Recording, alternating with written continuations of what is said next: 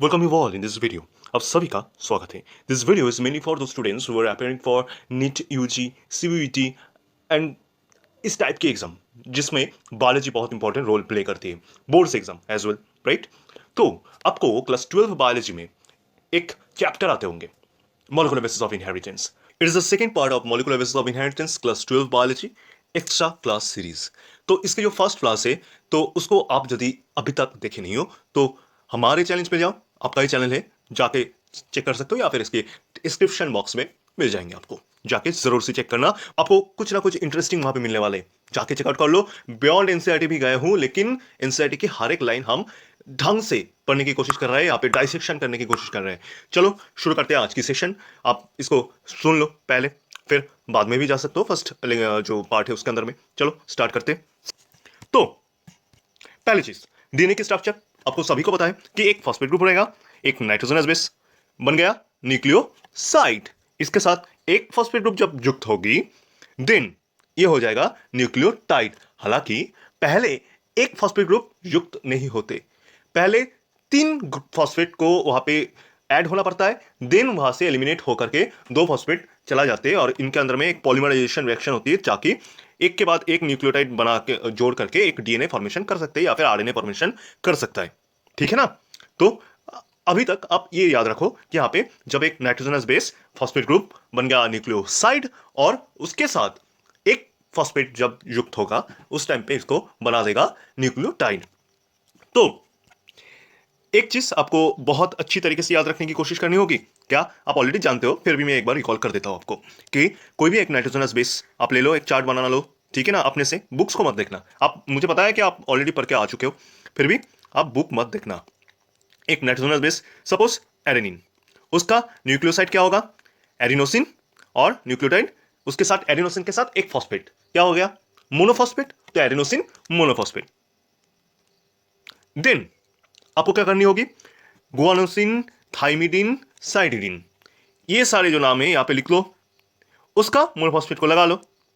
तो nitrogenous base guanine, thymine, cytosine, ये सारी चीजें आपको एक चार्ट के अंदर में लिख के याद रखनी है ताकि एग्जाम में दे सके. अब कुछ चीज यहां पे आपको हाईलाइट करना चाहूंगा. यहां पे आपको पूछ सकते हैं कि which of the following is the constituent of RNA molecule. उस टाइम पे आपको बोल देगा कि साइटोसिन मोनोफॉस्फेट या फिर adenosine monophosphate. Sorry, cytosine monophosphate तो नहीं होगी, साइटिडीन मोनोफॉस्फेट. मेरे ही गलती हो रहा है कि इसीलिए थोड़ा बहुत अच्छी तरीके से इसको याद रखनी है. ठीक है, सिली मिस्टेक भी यहाँ पे अलाउ नहीं होगा, 5 माइनस हो जाएगी, याद रखनी है. ठीक है, तो आपको एडिनोसिन मोनोफॉस्फेट की नाम बोला तो इसके मतलब होता है this is a constituent of RNA. जब भी डीएनए की बात होगी इसके आगे जब भी प्रीफिक्स हो जाएगा डीऑक्सी एडिनोसिन मोनोफॉस्फेट, ये वाला प्रीफिक्स जब आ जाएगा एक डी और एक डैश, देन यहाँ पे एडिनोसिन मोनोफॉस्फेट, मतलब ये डीएनए की कॉन्स्टिट्यूएंट होगा, ये वाला डीएनए की कॉन्स्टिट्यूएंट. और यहाँ पे जो आप सभी लिखोगे ये सारी चीजें हो जाएगी आरएनए की कॉन्स्टिट्यूएंट, राइट. तो ये गलती नहीं करनी है आपको. जब यहाँ पे डीऑक्सी युक्त हो जाएगा तब मतलब ये डीएनए की होगी कॉन्स्टिट्यूएंट, और जब भी ये नॉर्मल आप बोलोगे एडिनोसिन मोनोफॉस्फेट या फिर थाइमिडिन मोनोफॉस्फेट, इसका मतलब होता है कि आरएनए की कॉन्स्टिट्यूएंट. ठीक है, ये याद रखनी है आपको. ठीक, चलो तो हम बना ली यहाँ पे एक डीएनए. अब एक सिंपल सवाल आपसे कि ये वाला जो बॉन्ड आप देख रहे हो कि दिस इज 5 प्राइम कार्बन, ठीक, ये 5 प्राइम कार्बन है और ये वाला एक बॉन्ड है. ये बॉन्ड की नाम क्या है भाई, बताओ. इस बॉन्ड का नाम क्या है, जो रेड मार्क करके जो बॉन्ड मैंने दिखाया इसका नाम क्या होगा. Phosphoester bond, phosphodiester bond या फिर फॉस्फेट बॉन्ड, कौन सा. ऑब्वियसली एक ही बॉन्ड है, यहाँ पे एस्टर फॉर्म कर रहा है तो फॉस्फो एस्टर बॉन्ड होगी, फॉस्फेट के साथ एस्टर बॉन्ड कर रहा है तो फॉस्फो एस्टर ही होगा ना, तो फॉस्फोडाइएस्टर कब होगा, जब भी इसके साथ और एक न्यूक्लियोटाइड युक्त होगी तो ये वाला या फिर ये वाला कोई भी एक ऑक्सीजन के साथ एक बॉन्ड फॉर्मेशन होगी उसका जो 3 प्राइम कार्बन है उसके साथ. सॉरी, कार्बन तो नहीं, आई एम वेरी सॉरी, उसका एक ऑक्सीजन के साथ वहां पे जो OH होगा 3 प्राइम OH, इसके साथ वो वहां पे ऐड होने वाले हैं. जो यहाँ पे रहेगा एक, आपको एक मोटा मोटा ड्रॉ करके अब दिखा सकता हूं मैं, इतना तो काबिल हूं ही, उतना ज़्यादा ड्राइंग अच्छा नहीं है मेरा.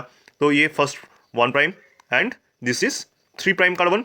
यहाँ पे एक OH था, ये वाला OH एक OH होगा यहाँ पे, इसका जो चीज़ें है वो यहाँ पे इनके साथ एलिमिनेट होकर के बाहर निकल जाएगी और उसके साथ यहाँ पे फॉस्फोडाइएस्टर बॉन्ड मतलब फॉस्फो एस्टर बॉन्ड यहाँ पे भी फॉर्म होगी. ठीक है, यहाँ पे भी एक फॉस्फोएस्टर बॉन्ड फॉर्म होती है और यहाँ पे भी एक फॉस्फोएस्टर बॉन्ड फॉर्म होती है। तो दोनों न्यूक्लियोटाइड जब आपस में जुड़ती है वो एक और दो फॉस्फोएस्टर बॉन्ड से जुड़ती है, तो इसीलिए फॉस्फोडाइएस्टर बॉन्ड। तो phosphodiester bond is work to link to nucleotide molecule, और एक फॉस्फोएस्टर बॉन्ड एक फॉस्फेट ग्रुप को, ठीक है ना, एक फॉस्फेट ग्रुप को एक न्यूक्लियोसाइड के साथ जुड़ देंगे। तो इसको हमेशा याद रखनी है कि फॉस्फोडाइएस्टर बॉन्ड कौन सा है, फॉस्फोएस्टर बॉन्ड कौन सा है। ठीक, अब यहां पे आपको दिखाई दे रहा है एक 3' to 5' फॉस्फोडाइएस्टर बॉन्ड।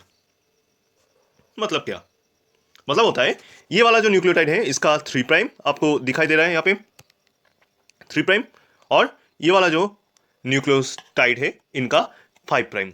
तो जो डायरेक्शन होगा फॉस्फोडाइएस्टर बॉन्डिंग, मतलब ये वाला जो एक्चुअल में डाइएस्टर बॉन्डिंग, मतलब ऑलरेडी तो एक बॉन्ड तो यहाँ पे है ही फॉस्फोएस्टर, और एक फॉस्फोएस्टर बॉन्ड जो डायरेक्शन होगा ये बॉन्ड की, ये डायरेक्शन होगी ये 3' to 5'। इसका कारण क्या है, कौन सा है, क्यों होता है, ये पॉलीमराइजेशन रिएक्शन जब हम बाद में देखेंगे उस टाइम पे आपको बताया जाएगा। ठीक है, अभी तक याद रखना फॉस्फोडाइएस्टर बॉन्ड उसका डायरेक्शन होती है 3' to 5'।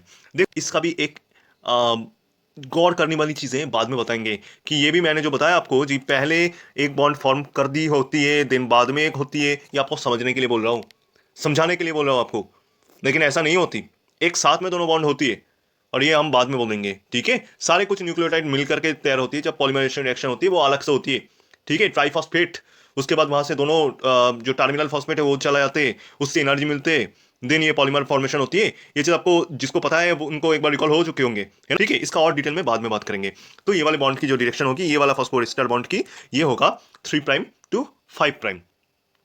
ठीक है, इसको और डिटेल्स में बाद में बताएंगे। चलो, अब डीएनए, व्हाट इज डीएनए और आरएनए के अंदर में क्या डिफरेंस है। आरएनए की जब बात करेंगे उस टाइम पर ये वाला जो का एच आप यहां पे दिखाई दे रहा है, ये हो जाते हैं ओ एच रहेगा जब ये आरएनए होगी, और जब डीएनए होगा उस टाइम पे एच कैसे होगी, कैसे होगी बताओ, जल्दी बताओ।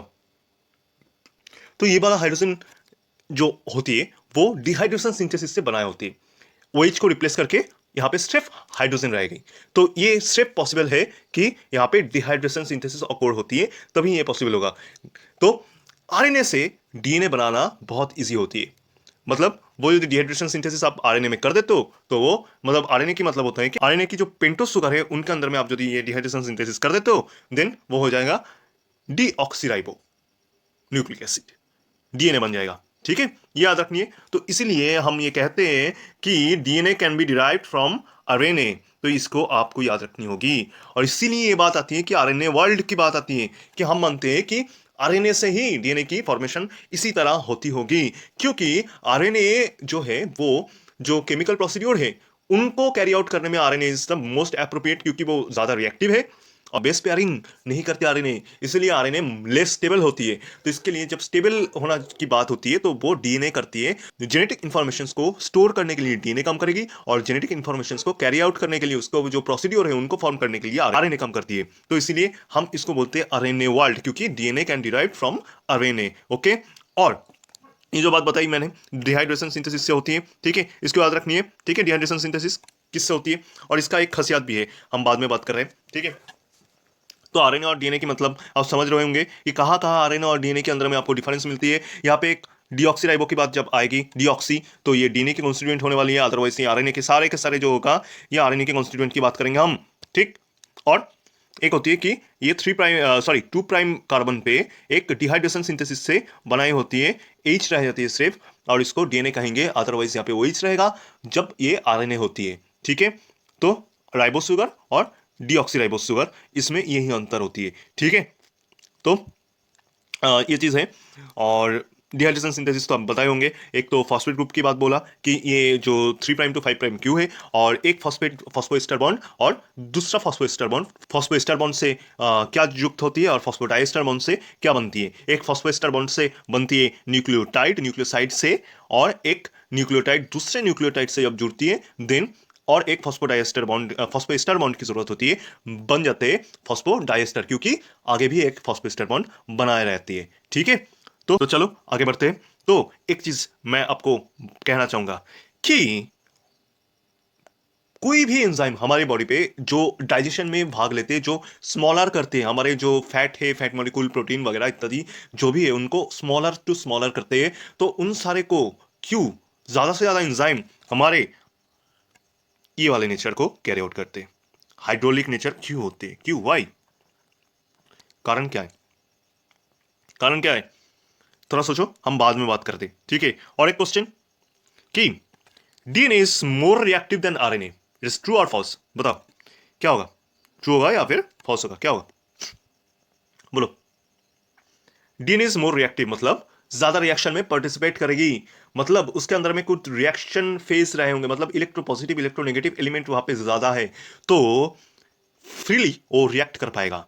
जब आप डीएनए को देखोगे तो उसके अंदर में क्या है, डीऑक्सीराइबो, तो ऑक्सीजन यहाँ पे है ही नहीं, तो सिर्फ हाइड्रोजन को लेकर के रिएक्शन नहीं होगी, यहाँ पे ओएच ग्रुप की आवश्यकता है। यहाँ पे ओएच ग्रुप जब ही रहेगा, मतलब जब आरएनए की बात करेंगे तो वहाँ पे ओएच ग्रुप अवेलेबल है, लेकिन डीएनए के अंदर में ओएच ग्रुप अवेलेबल नहीं है, मतलब आरएनए जो है वो ज्यादा रिएक्टिव होगा क्योंकि उसके अंदर में एक ओएच ग्रुप है, और सेकेंडली वो बेस पेयरिंग करती नहीं, तो इसका मतलब उसके अंदर में ज्यादा चेंजेस होने, फ्री सरफेस ज्यादा है, रिएक्शन सरफेस ज्यादा है, और रिएक्शन एलिमेंट ज्यादा है, मतलब जो अनसैचुरेटेड है वो वहां पे ज्यादा है, तो इसीलिए आरएनए जरूर मोर रिएक्टिव होने वाली है डीएनए से, तो दिस इज फॉल्स, क्योंकि DNA is less reactive than RNA, not more reactive.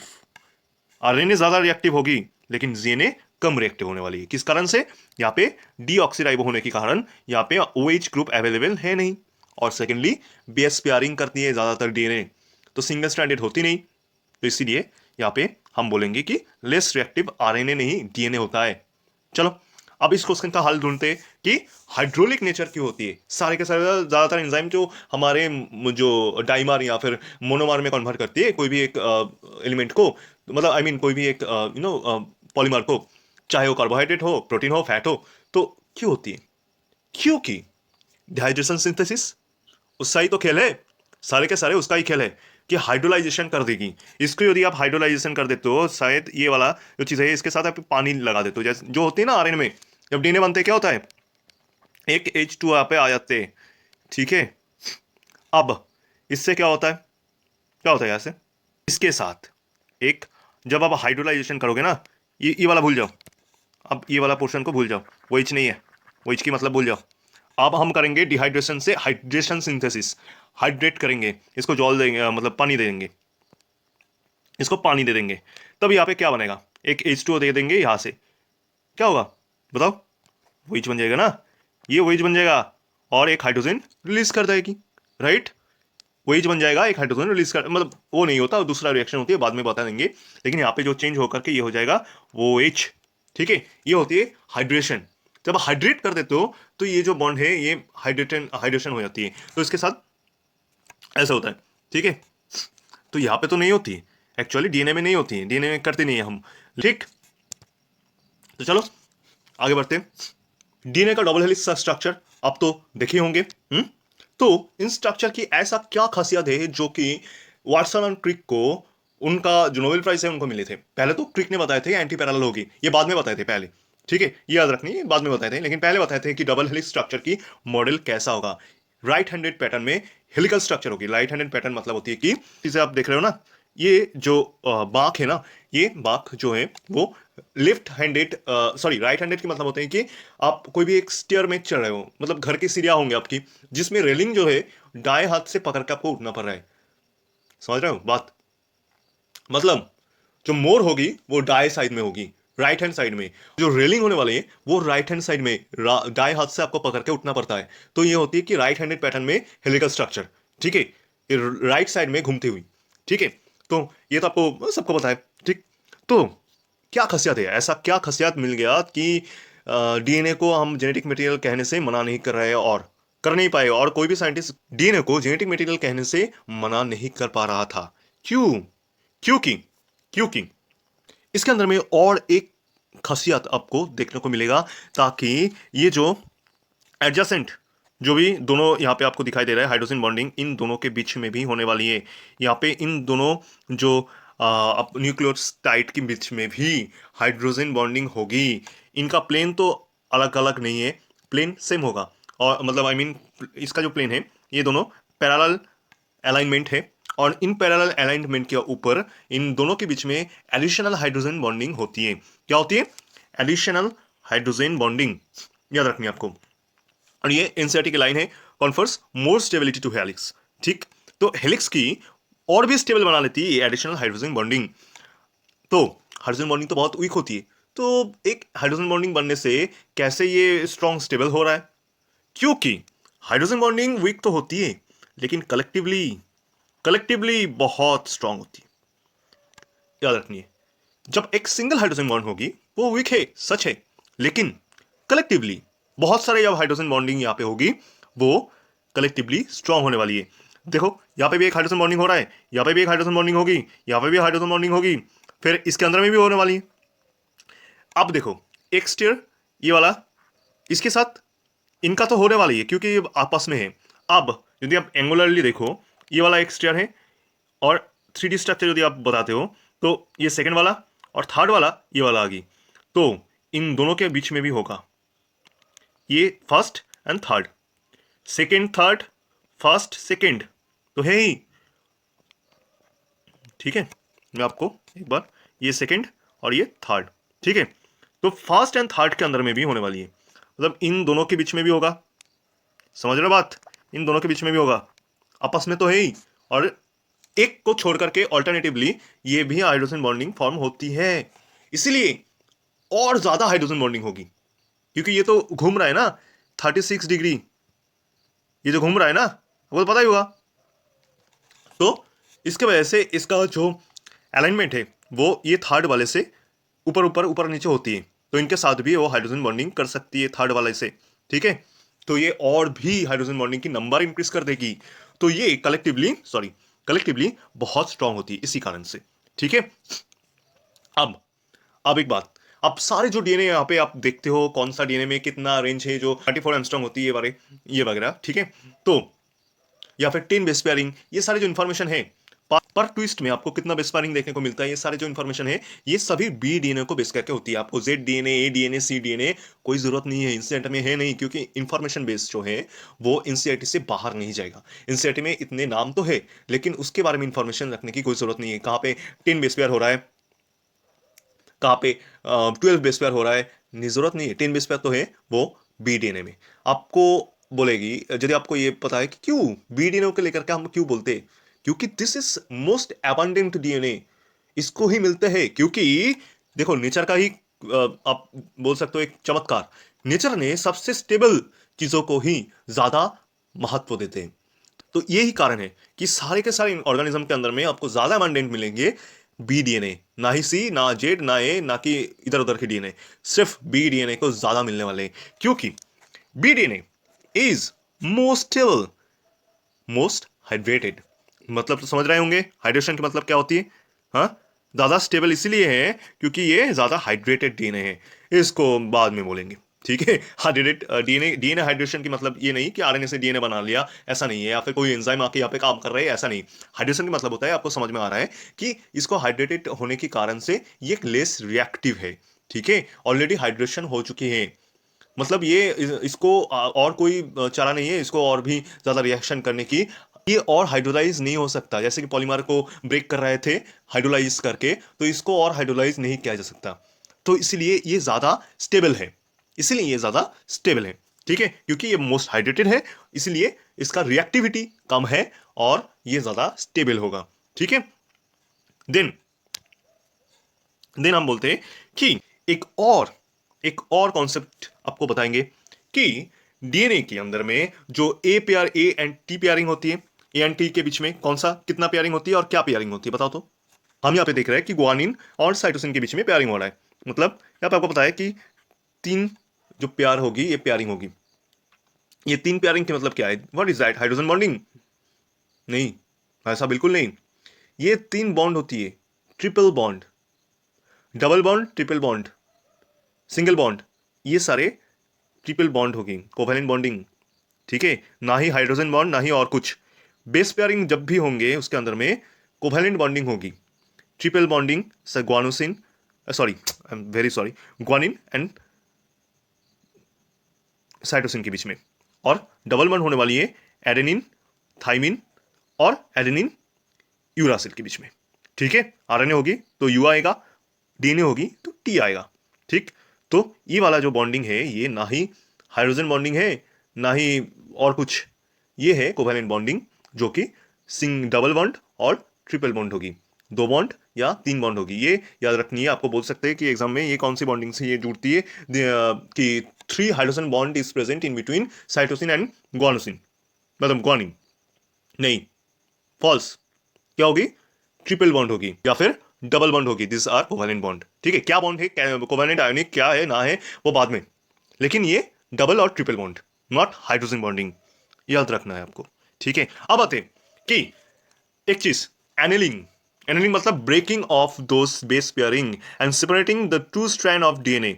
In DNA को सेपरेट करेंगे, यहां से काट देंगे, डीएनए को सेपरेट करेंगे, यहां से काट देंगे उनको। कहां से? बीच में से ऐसे काट देंगे। जो भी बेस पेयरिंग है इसको फटास काट दो, काट दो।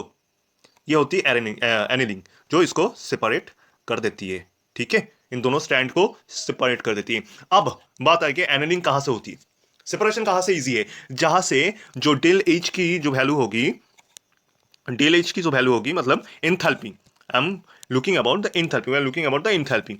तो हम हमेशा ये चाहते हैं कि कम एनर्जी लगे। तो कहां पे कम एनर्जी लगेगा? जहां पे डबल बॉन्डिंग है। हालांकि ट्रिपल बॉन्डिंग से हमको ज्यादा एनर्जी लगने वाले हैं, तो कहां से हम ब्रेक करेंगे? सिस्टम कहां से चाहेगा कि कम एनर्जी? सभी कोई ना कोई धंधा है यहाँ पे। इनको लगता है कि बायोलॉजिकल जो एनालॉग है, उनको लगता है कि जहां से हमें कम एनर्जी जरूरत है वहां से हम ब्रेक करेंगे। कहां से ब्रेक करेंगे? एडेनिन और थाइमिन के बीच में। ठीक है ना? तो एनिलिंग ज्यादा से ज्यादा यहाँ पे होती है, और यहाँ पे कम एनर्जी की जरूरत होती है, क्योंकि यहाँ पे डबल बॉन्डिंग है, और यहाँ पे ज्यादा एनर्जी की जरूरत होती है जहाँ पे ट्रिपल बॉन्डिंग है। इसलिए मैंने यहाँ पे आपको मेंशन किया, the DNA which have more GC pairing, more heat की जरूरत होगी, और जहां पे एटी है वहां पे कम हिट की जरूरत है। इसका एप्लीकेशन मैंने देख लिया एक एनालिंग के टाइम पे। जो आप देखोगे रेप्लिकेशन फॉर्क जहां पे प्रोड्यूस होती है, वहां पे ज्यादा से ज्यादा एडेनिन और थाइमिन की पेयरिंग होती है। ऐसे ही वहां पे सिलेक्ट करते हैं। ठीक है ना? जो हेलिकेज रहती है ना, वो वहां पे जाके ऐसे ही सिलेक्ट करेगी कि यहाँ पे रेप्लिकेशन फॉर्क प्रोड्यूस होगा जहां उस साइट में एडेनिन और थाइमिन की मात्रा ज्यादा होती है। ठीक है, इसका ये एक नंबर वन एप्लीकेशन होगी। और सेकंड एप्लीकेशन ये भी हो सकता है कि कोई भी एक प्रोकैरियोटिक सेल के अंदर में आप जाओ ना, वहां पे आपको जब आप चारगाफ्स रूल को पढ़ोगे उसके टाइम पे आपको दिखाई देगा कि G+C। ठीक है ना? वहां पे चारगाफ रूल में क्या क्या था, मैं एक बार याद कर लूँ। यहाँ पे था शायद ऐसे कि जी, इसका रेसिप्रोकल भी हो सकता है, आई डोंट नो। इसका जो वैल्यू है ये लेस देन वन होती है ना, है ना? जो प्रोकैरियोटिक होती है उसके अकॉर्डिंग यदि हम बोलते हैं तो ये वैल्यू ज्यादा होगी, ये वैल्यू ग्रेटर देन वन होती है शायद, और इसका उल्टा लिखा है तो इसका वैल्यू लेस देन वन होगा। ठीक है, इसको पलट दो ऐसे करके। ठीक है, तो वो वन से ज्यादा कम होगा, और ये जो वैल्यू है ये वन से ज्यादा है, राइट? ये वैल्यू वन से ज्यादा है, मतलब ये जो है G+C ज्यादा होती है प्रोकैरियोट के बीच में, बोल रहा हूं, क्योंकि वो ज्यादा ज्यादा वो ड्यूरेबल है, ज्यादा हिट में रहती है। अब थर्मोबैसिलस देख लो ना, ज्यादा हिट में, ज्यादा कॉन्कर, कोई भी सिचुएशन में उसको डाल दो वहां पे वो सरवाइव कर जाती है, क्योंकि उसके अंदर में G&C ज्यादा होती है, और इसको ब्रेक करने में ज्यादा एनर्जी की जरूरत होगी। इसलिए ये स्टेबल है, ये स्टेबल है, इतनी आसानी से ब्रेक नहीं होती। जहाँ पे GC रहेगी ना, उसके अंदर म्यूटेशन भी कभी कभी कम होती है, वो बात अलग है, वो मैं बाद में बताऊंगा कि वो एक अब बाहर की जो एक्सटर्नल म्यूटेशन, जो एक्सटर्नल फैक्टर से म्यूटेशन होती है वो कम होती है, वो हम बाद में बात करेंगे। लेकिन जो प्रोकैरियोट है उसके अंदर में G&C की मात्रा ज्यादा होती है A&T की तुलना। ठीक है, तो क्यों होती है? क्योंकि वो उसको ऐसे नेचर बना दी कि उनको ज्यादा ड्यूरेबल है, कोई भी सिचुएशन में वो सर्वाइव कर जाएगी, ताकि वहां पे ज्यादा थर्मल एनर्जीज भी है, मतलब थर्मोबैसिलस की बात करें, वे कोई भी चीज की बात करें, वो ज्यादा ड्यूरेबल होती है उसकी डीएनए, क्योंकि वो ज्यादा से ज्यादा इनक्यूरेबल और ज्यादा ज्यादा सर्वाइव उनको करना पड़ता है, इसलिए। ठीक है, ये है कारण, ये है कारण। तो इसीलिए आपको याद रखनी पड़ेगी। जी, तो प्रोकैरियोट के अंदर में ऐसे रहते हैं। तो चारगाफ रूल्स में आपको इधर उधर की मटेरियल में बहुत सारे एक्स्ट्रा पॉइंट भी बोले होंगे, मेरा पहले जो लेक्चर है उनको जाके आप देख लो, वहां पे जितना जितना मैंने पॉइंट बोला था चारगाफ रूल के अंदर में, बस उतना ही है चारगाफ रूल, इसके बाहर कुछ नहीं। लेकिन ये सारे जो इक्वेशंस है उनको उनके अंदर में ऐड कर चुके हैं, लेकिन इसका कारण आपको बताया नहीं। क्यों नहीं बताया? उनका पर्पस क्या है मुझे नहीं पता, लेकिन आपको यहाँ पे हम बता दें तो आपके साथ डिस्कस कर लिए होंगे हम। ठीक है, तो आप तो क्लियर है आपको कि क्यों वहां पे लिखा है और उसका मतलब क्या है। तो यही मतलब है कि प्रोकैरियोट हो यूकैरियोट हो, इसके अंदर में क्यों ऐसा रहती है। ठीक है, चलो आगे बढ़ते हैं। तो एप्लीकेशन के बारे में मैं यहाँ पे बोल दी, अब एक बार देख लो। ठीक, देख लो एक बार ये एप्लीकेशन जो मैंने यहाँ पे हाईलाइट करके बोल दिया। ठीक है, ये वाला पोर्शन अब देख लो एक बार। वही चीज, एक एप्लीकेशन मैंने बताया और एक मुझे बाद में ध्यान में आए थे तो मैंने यहाँ पे नोट नहीं किया, आपको बोल दिया। ठीक है, जो बात है।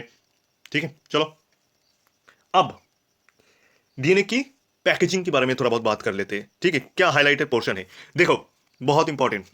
डीएनए की पैकेजिंग, आपको तो बताइए डीएनए होती कितना है, 1 मीटर से भी ज्यादा लंबी। उसको एक न्यूक्लियस के अंदर में, मतलब 1 माइक्रोन के अंदर में, उससे भी कम होती है। वहां पे सेट करना है, मतलब 1 लाख, मतलब 10⁻⁶ क्या होती है, लाख होती है, करोड़ होती है, कुछ भी होते हैं, आप बाद में भी दिखा जाएगा, मैथमेटिकली हम बात करते हैं। ठीक है, चलो तो 10⁻⁶ इतनी छोटी करनी है उनको, समझ रहे हो बात। तो उनको उसका इतना बड़ा लेंथ है, लेकिन उसका diameter 2 nanometre. Do you imagine, 2 nanometre की जो लेंथ डायमीटर है वो रहती है, और उसका लेंथ कितना, 1 मीटर तक रहती है। समझ रहे हो बात को। तो उनको कॉन्स्ट्रिक्ट करके, या फिर आप यहाँ पे कॉन्डेंस बोल सकते हो, है ना। पैकेजिंग की मतलब क्या होती है, कैसे होती है, ये कॉन्डेंसेशन।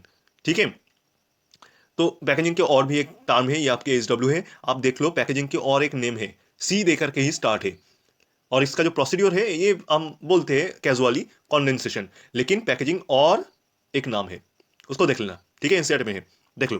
तो ऐसे करके उसको 1 माइक्रोन के अंदर में हम स्टेबल करते हैं। कैसे करेंगे, उसके लिए हिस्टोन प्रोटीन की जरूरत होगी आपको, नॉन हिस्टोन या फिर non chromosomal, histone non chromosomal protein, ये सारे NHC प्रोटीन, ये सारी चीजें वहां पे लिखा हुआ है बुक्स के अंदर में, जरूरत नहीं है। एनसीईआरटी के बाहर बिल्कुल जरूरत नहीं है, आपको नहीं पढ़नी है कौन से नॉन क्रोमोसोमल प्रोटीन है, क्या करनी है, वगैरह वगैरह, कुछ भी जरूरत नहीं है। अब बस और बस ये याद रखना कि हाईली स्टेज में, जब हाई स्टेज रहेगा, जब उसके अंदर में ऐसे up to 1400 nanometre in diameter, जब जो मेटाफेज स्टेज में जो हाईली उसको कॉइल्ड करनी होगी, उस टाइम पे नॉन हिस्टोन प्रोटीन की जरूरत होगी, नॉन हिस्टोन क्रोमोसोमल प्रोटीन, हाँ, NHC प्रोटीन।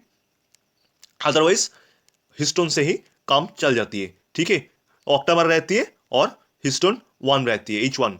ठीक है, तो आपको पता ही होगा, आप बुक्स के अंदर में देख लो, आपको आराम से पता हो जाएगा क्या है क्या नहीं, अच्छी तरीके से डायग्रामेटिकली रिप्रेजेंट किया हुआ है। आप एनसीईआरटी के अंदर में आप जाके देख लो, डीएनए पैकेजिंग आपको क्लियर हो जाएगी। और यहाँ पे आपको बहुत अच्छी तरीके से एक चीज हाईलाइट करना चाहता हूं कि डीएनए और प्रोटीन किसका कॉन्स्टिट्यूएंट है। बोलोगे क्रोमोसोम का, बोलोगे क्रोमाटिड का, बोलोगे नहीं नहीं मेटाफेज क्रोमोसोम का, नहीं, सारे की, इसका कॉन्स्टिट्यूएंट सारे का सेम है। चाहे तुम क्रोमोसोम का भी बोल लो, चाहे तुम क्रोमाटिड का भी बोल लो, चाहे तुम क्रोमाटिन का भी बोल लो। सबसे छोटा chromatin, then chromatid, then chromosome. लेकिन सारे के जो कॉन्स्टिट्यूएंट है वो तो डीएनए प्लस हिस्टोन प्रोटीन और नॉन हिस्टोन प्रोटीन ही है। और क्या, even histone chromatin protein, non histone chromatin protein भी रह सकती है। क्रोमाटिन, क्रोमाटिन के अंदर में, क्रोमाटिड के अंदर में, क्रोमोसोम के अंदर में डीएनए प्लस प्रोटीन ही तो रहेगा। और क्या रहेगी, हो सकती है कि क्रोमोसोम के अंदर में नॉन हिस्टोन प्रोटीन युक्त हो जाए, अदरवाइज एक डीएनए, हिस्टोन प्रोटीन्स 5, और नॉन हिस्टोन प्रोटीन जो हायर लेवल ऑफ पैकेजिंग रहेगी, वहां नॉन हिस्टोन प्रोटीन की जरूरत होगी। तो ये एमसीक्यू में दे सकते हैं आपको, कॉन्स्टिट्यूएंट कौन सी है, तीनों का कॉन्स्टिट्यूएंट सेम है, डीएनए प्लस प्रोटीन। ठीक है, तो ये चीज, अब मेटाफिज के अंदर में जो फॉर्मेशन होती है, ठीक है, वो होती है ये 1400 nanometre. DNA binds with histone proteins and form a most condensed structure in metaphase. ये हायर स्ट्रक्चर होती है, सबसे हाईएस्ट क्रोमोसोम की। ठीक है, बहुत अच्छी तरीके से उसको दिखाई देती है, मतलब इतना सुंदर शेप होती है ना, हम ड्राइंग में भी नहीं कर सकते ऐसे करके। जो हम बोलते हैं ना, दिस इज क्रोमोसोम, और जो स्ट्रक्चर देखते हो दिस इज, ये रहती है। ठीक है, मेटाफेज क्रोमोसोम इतना सुंदर, इतना सुंदर रहती है। ठीक है ना, अब वो प्यार हो जाएगी उससे जब हम लैब में उसको देखोगे ना, माइक्रोस्कोप के अंदर, हाई पावर माइक्रोस्कोप के अंदर, आपको प्यार हो जाएगा उससे। तो इतना प्यारी होती है वो चीज़। और ये जो फंक्शन है, ये इसके लिए ज़रूरत होती है, मैं बार बार बोल रहा हूँ, NHC protein, non histone chromatin protein, सिर्फ ज़रूरत होगी हायर लेवल ऑफ पैकेजिंग में। याद रखनी है, एमसीक्यू में देगी आपसे कि बहुत सारे स्टेज में इसका ज़रूरत है, या फिर only higher level of packaging में। Only higher level of packaging में नॉन हिस्टोन क्रोमाटिन प्रोटीन की ज़रूरत होगी, मतलब नॉन हिस्टोन क्रोमोसोमल प्रोटीन की ज़रूरत होती है। ठीक है, चलो बढ़ते आगे। अब एक कॉन्सेप्ट देखो, this is what is this, बताओ क्या है? Central dogma of molecular basis of inheritance, molecular biology की central dogma is this, right? कौन क्या था, कौन प्रपोज किया था? Obviously the greatest scientist, obviously one of the greatest scientist, Crick, Francis Francis Crick, right? हमने पहले सेशन में भी बोल चुके होंगे कितना बड़ा इन्वेंशन उनकी थी, और उसके बाद एंटी पैरेलल स्ट्रक्चर भी उन्होंने ही कहा था, समझ रहे हो? तो उन्होंने ही बोला था कि उन्होंने ही प्रपोज किया था कि सेंट्रल डॉगमा को, ठीक है? तो ये जो है ना, ये वाला जो मैं एरो करके दे दिया कि डीएनए से प्रोटीन बन रहा है, ये क्या है? डीएनए से प्रोटीन क्यों बनता है? डीएनए के अंदर में ये इंफॉर्मेशन रहती है, उनको एक्सप्रेस करती है प्रोटीन, क्योंकि वही तो फंक्शनल यूनिट होगी, राइट?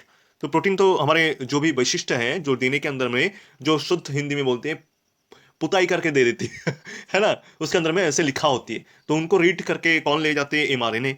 अब एमआरएनए से क्या होती है? ट्रांसलेशन से प्रोटीन। हाँ, एक बात, ट्रांसक्रिप्शन ट्रांसलेशन के मतलब क्या होता है? ट्रांसक्रिप्शन हम बोलते हैं ट्रांसक्रिप्ट कर देते हैं डीएनए से आरएनए, बस यहाँ पे डीऑक्सीराइबो और यहाँ पे राइबो न्यूक्लिक एसिड, इसलिए इसका नाम है ट्रांसक्रिप्शन। और ट्रांसलेशन मतलब आरएनए एंड प्रोटीन दोनों का कॉन्स्टिट्यूएंट अलग है, एक में एमिनो एसिड, एक में न्यूक्लियोटाइड, तो दोनों का कॉन्स्टिट्यूएंट अलग है ना, अलग नेचर की है। तो एक लैंग्वेज से दूसरे लैंग्वेज, उसके ए बी सी डी जो है, और यदि आप हिंदी बोलते हो उनका का खा गा गा जो भी है, वो दोनों अलग है, कॉन्स्टिट्यूएंट अलग है। तो इसीलिए हम बोलते हैं ट्रांसलेट कर रहा हूं एक लैंग्वेज टू अनदर लैंग्वेज।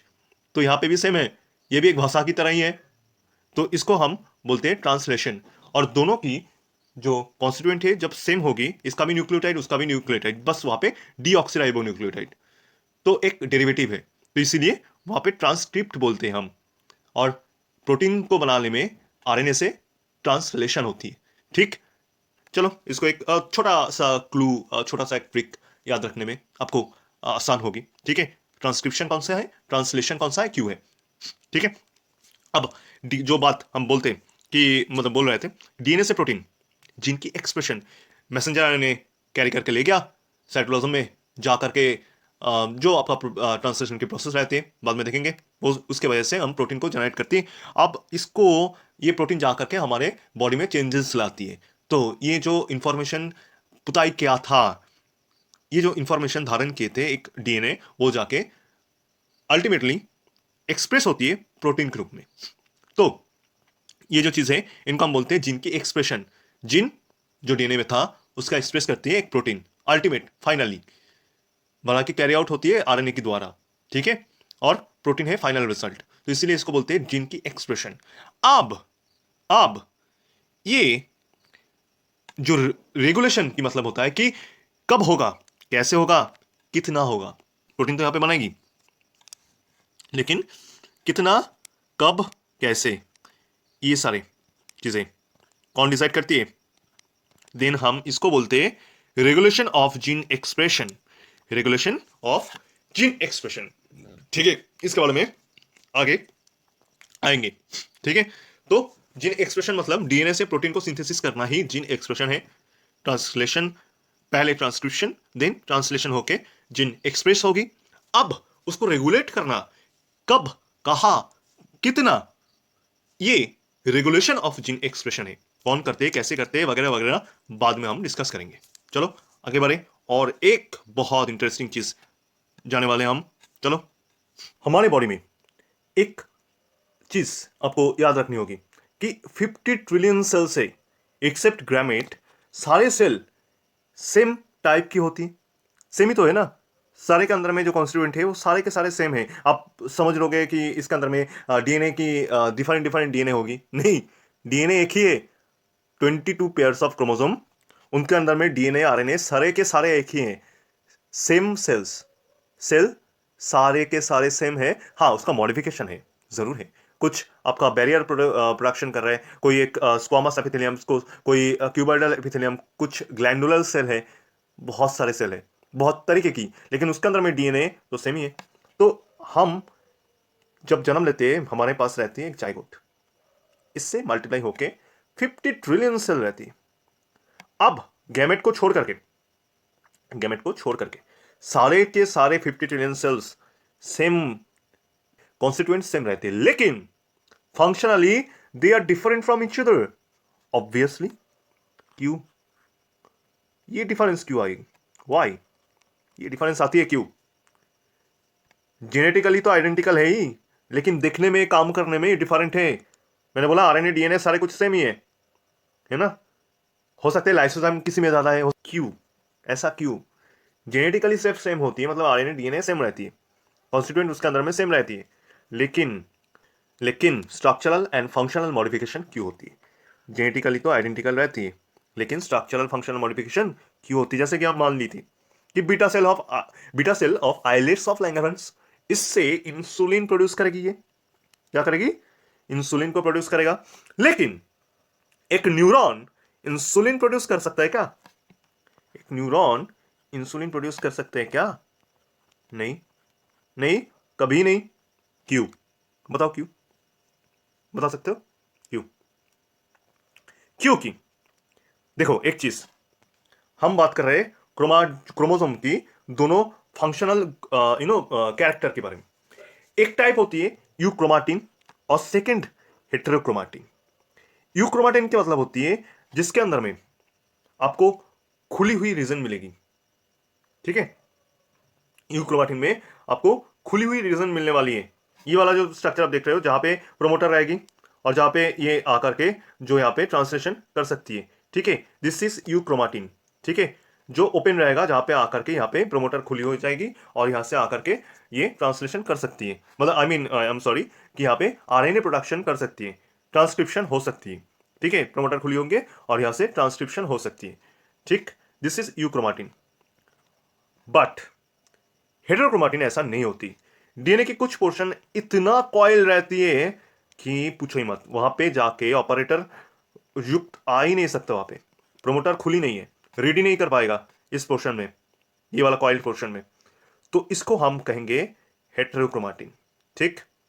तो हेटेरोक्रोमाटिन रीजन कुछ कुछ सेल में जहां पे फंक्शन नहीं होना है, जैसे कि न्यूरॉन के अंदर में आपको इंसुलिन बनाना नहीं है, तो उस न्यूरॉन के अंदर में इंसुलिन बनाने वाली जो रीडिंग स्ट्रैंड है वहां पे हाईली कॉइल्ड रहेगा डीएनए।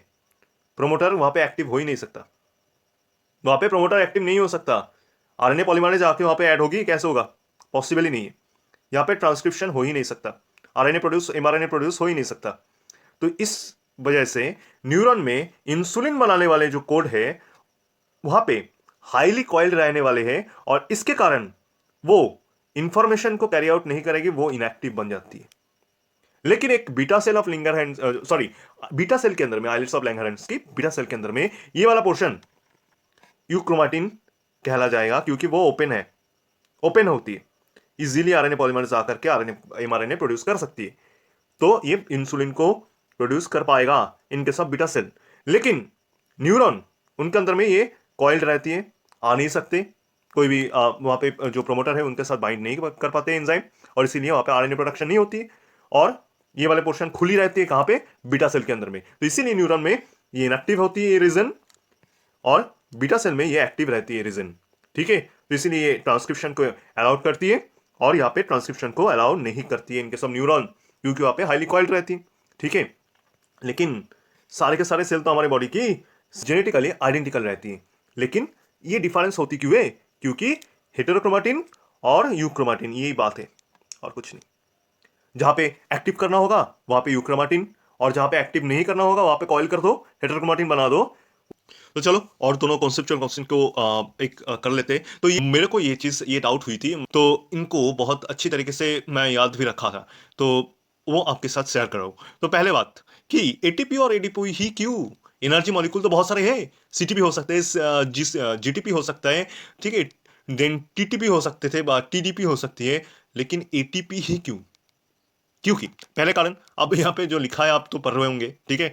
तो देखो, कोई भी चीज नेचर ने सिलेक्ट करती है, उसके पीछे कारण रहती है। यहाँ पे पहले तो कारण की बात तो है, क्योंकि हमारे जो कॉमन एंसेस्ट्रल जो पहले से ही है, उनके अंदर में ये सारे जो मॉलिक्यूल है उस टाइम पर, उस एंसेस्ट्रल जब थे उनके टाइम पर ये सबसे स्टेबल और सबसे एलिजिबल कैंडिडेट में होते थे।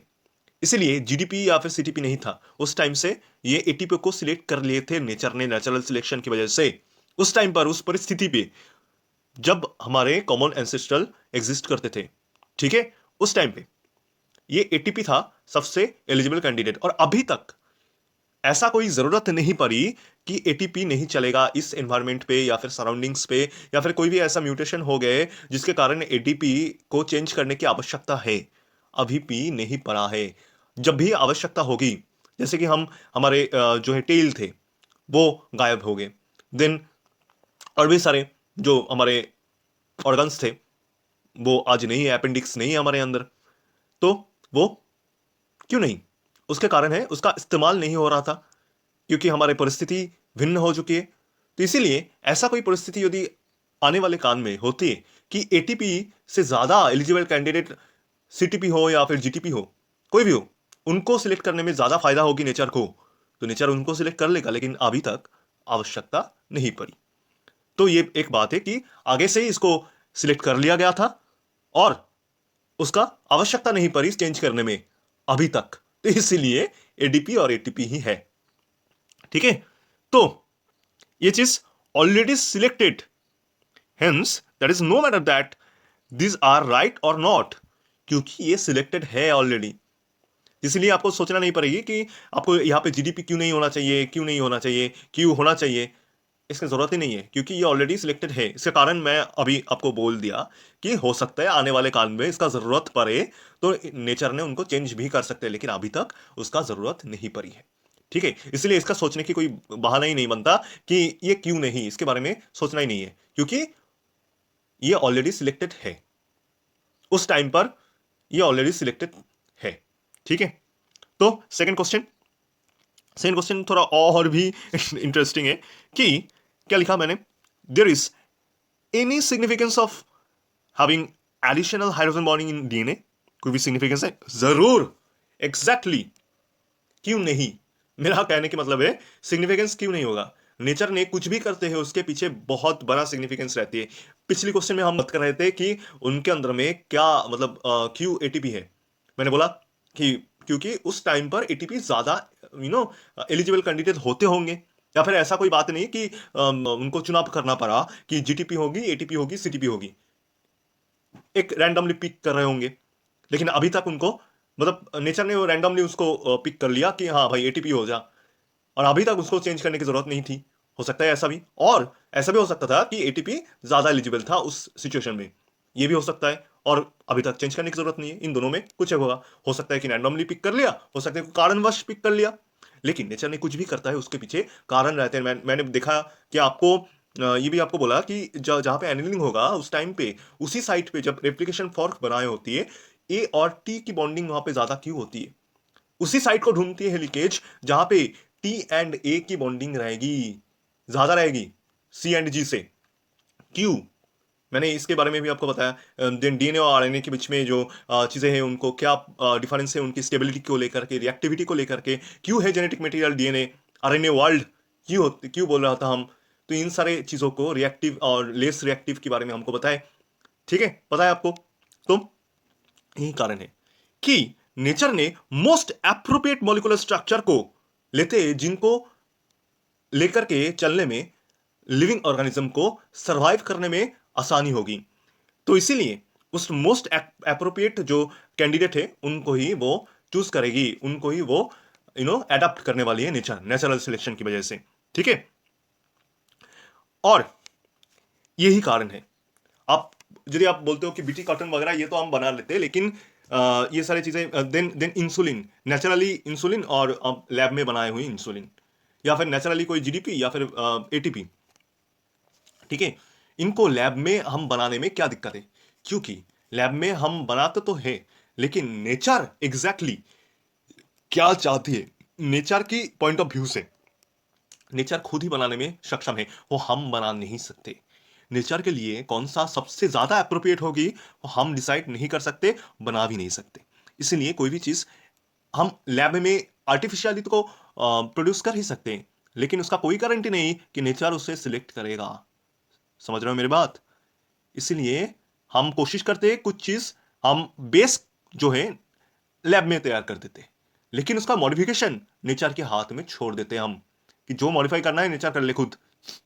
क्योंकि यदि हम उसको मॉडिफाई करके फाइनलाइज करके कोई भी जगह नहीं छोड़ी, ना हाइड्रोलाइजेशन की ना ही डिऑक्सीडाइजेशन की, कोई भी जगह यदि आप नहीं छोड़ते हो, बिल्कुल सैचुरेटेड फॉर्म में लॉन्च कर देते हो कोई भी चीज, तो वो सरवाइव नहीं कर पाएगा चेंजेस की वजह से। नेचर उसका सिलेक्ट करेगा, इसका कोई गारंटी नहीं। तो इसीलिए लैब में हम बस बेस को तैयार करते और नेचर के हाथ में छोड़ देते कि जो मॉडिफिकेशन करना है नेचर तुम कर लो, लेकिन इसको सरवाइव करना है। हम कर नहीं पाते, इसको नेचर को छोड़ना ही पड़ेगा, क्योंकि नेचर अल्टीमेटली क्या करेगी, वो नेचर के हाथ में है। तो इसलिए यही it is the most and most major difference to produce a bio thing in lab versus by nature. इसकी वजह से ही हम मतलब यही डिफरेंस होती है लैब में बनाई हुई कोई चीज और नेचर खुद प्रोड्यूस करने वाले जो चीज, इनके अंदर में डिफरेंस यही है। ठीक है, तो इन दोनों क्वेश्चंस सॉल्व हो चुके हैं, इनको लेकर के आपके साथ और ज्यादा डिस्कस नहीं करेंगे। ऑलरेडी सेशंस मोटा मोटा लंबा हो चुकी है, तो आने वाले टाइम पे आपके साथ डिस्कस करेंगे। आपको स्लाइड थोड़ा बहुत व्यू कर ही देते, चलो ये इंफॉर्मेशन जो आई मीन जो आपका आने वाले टाइम पे आपको ग्रिफिथ की जो एक्सपेरिमेंट था, क्या था, क्यों था, कैसा, ये सारी चीज़ें और भी सारे जो साइंटिस्ट के एक्सपेरिमेंट थे उनके अकॉर्डिंगली क्या क्या था क्या नहीं था, उनके बारे में हम बात करेंगे। ठीक है, तो जल्दी आएंगे। तो आशा करता हूँ इस सेशंस को आप बहुत इंटरेस्ट के साथ अच्छी तरीके से एंजॉय कर रहे होंगे, और आने वाले सेशंस में भी और भी सारे चीज़ें हम ऐसे ही अलग अंदाज में पढ़ने की कोशिश करेंगे। तो मिलते हैं अगले क्लास में, तब तक के लिए अच्छे से पढ़ते रहो। कमेंट में बहुत सारे क्वेश्चंस, ढेर सारे डाउट और ढेर सारे आपका जो कॉन्सेप्ट, उनको मिलना चाहिए कमेंट सेक्शन में। तो जाओ वहाँ पे लिखो, और आप सेशंस को और लेंदी किया जा सकता है। ठीक है, और भी 1 घंटा 1.5 घंटे तो आपके लिए फायदामंद होगी। तो ये चीज़ मैंने कमेंट कर दूंगा, मेरे कमेंट में जाके आप बस लाइक कर देना। तो चलो, all the very best, keep hustling, मिलते हैं।